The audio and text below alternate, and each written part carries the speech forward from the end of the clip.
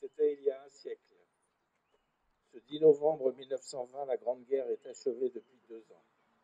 Dans la citadelle de Verdun, Auguste Tin, soldat de deuxième classe et pupille de la nation, dépose un bouquet d'œillets blancs et rouges sur le cercueil d'un soldat. Un parmi tous les combattants des Flandres, de l'Artois, de la Somme, du chemin des Dames, de Lorraine, de la Meuse. Un de ces braves, un de ces poilus qui participa à une interminable guerre, un de ces Français qui œuvra à la tâche incommensurable de la victoire, un parmi des milliers qui est devenu le soldat inconnu. Ce 11 novembre 1920, le peuple de France l'accompagne solennellement sous les voûtes de l'Arc de Triomphe. La patrie reconnaissante et unanime s'incline respectueusement devant son cercueil, en saluant la mémoire de tous les soldats morts sous le drapeau tricolore. Quelques mois plus tard, il était inhumé. Depuis 1923, la flamme du souvenir veille nuit et jour sur la tombe. Chaque soir, elle est ravivée pour que jamais ne s'éteigne la mémoire. La sépulture du soldat inconnu est devenue le lieu du recueillement national et le tombeau symbolique de tous ceux qui donnent leur vie pour la France. Cet anonyme représente chacun de nos morts et tous nos morts en même temps. Cette mémoire vit également dans chacune de nos communes, dans chaque ville et village de France, dans chacun de nos monuments aux morts, dans chacun des cimetières et dans nos mémoires familiales. Elle vit dans l'œuvre de Maurice Genevoix, qui entre aujourd'hui au Panthéon. Le président de la République l'a souhaité en l'honneur du peuple de 14-18. Maurice Genevoix n'entre pas seul dans le temple de la nation. Il y entre en soldat des éparges, en écrivain et en porte-étendard de ceux de 14. Il y entre avec ses millions de frères d'armes, ceux dont il a immortalisé le souvenir, l'héroïsme et les souffrances.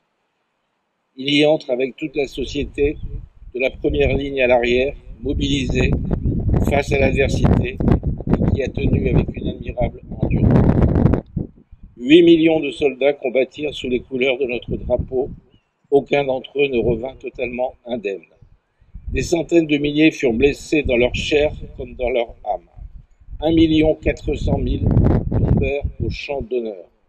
Nous ne les oublions pas. Inlassablement, nous continuons à les honorer. Chaque 11 novembre, la nation rend également un hommage solennel à tous les morts pour la France, ceux d'hier et ceux d'aujourd'hui. Chaque année, nous rappelons leurs noms. Chaque 11 novembre est un moment d'unité nationale et de cohésion autour de ceux qui donnent leur vie pour la France, de ceux qui la servent avec dévouement et courage. En ces instants, au souvenir des événements passés et aux prises avec les épreuves de notre temps, nous vous rappelons que c'est tout un peuple, uni et solidaire, qui fit la guerre, qui la supporta et en triomphant. En ce jour du 11 novembre 2020, nous voudrions rappeler les morts pour la France. Le chef de bataillon Clément Frison-Roche, 5e régiment d'hélicoptères et de combat, mort pour la France. Le chef de bataillon Benjamin Gireux, 5e régiment d'hélicoptères de combat, mort pour la France. Le chef d'escadron Nicolas Méjard, 5e régiment d'hélicoptères de combat, mort pour la France. Le capitaine Pierre-Emmanuel Bocquel, 5e régiment d'hélicoptères de combat, mort pour la France. Le capitaine Alex Maurice, 5e régiment d'hélicoptères de combat, mort pour la France. Le major Julien Carrette, 5e régiment d'hélicoptères de combat, mort pour la France. Le maréchal des logis Romain Salle de Saint-Paul, 5e régiment d'hélicoptères de combat, mort pour la France. Le chef d'escadron Romain Chaumel de Jarnieux, 4e régiment de chasseurs, mort pour la France. L'adjudant Alexandre Protin, 4e régiment de chasseurs, mort pour la France. Le maréchal des logis chef Valentin Duval, 4e régiment de chasseurs, mort pour la France. Le maréchal des logis chef Antoine Serre, 4e régiment de chasseurs, mort pour la France. L'adjudant Jérémy Lecy, 93e régiment d'artillerie de montagne, mort pour la France. L'adjudant Andrei Jouk, 2e régiment étranger de génie, mort pour la France. Le caporal-chef Volodymyr Ribonchouk, 1er régiment étranger de génie, mort pour la France. Le brigadier-chef Dimitro Martinouk, 1er régiment étranger de cavalerie, mort pour la France.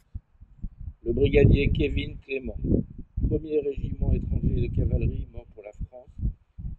Le brigadier Tojo Azina Raza Fin Salama, 1er régiment de hussards parachutistes, mort pour la France. Le maréchal des logis Andy Fila, 14e régiment d'infanterie et de soutien logistique parachutiste, mort pour la France. Le maréchal des logis ST, 1er régiment de hussards parachutistes, mort pour la France. Et le brigadier Arnaud Volpe, 1er régiment de hussards parachutistes, mort pour la France. Je vous remercie.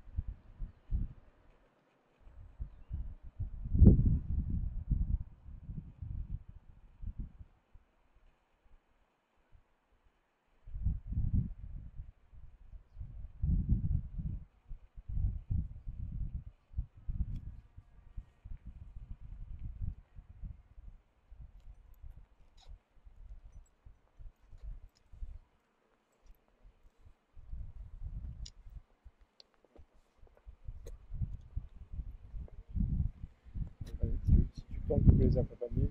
Maintenant que tout est enregistré.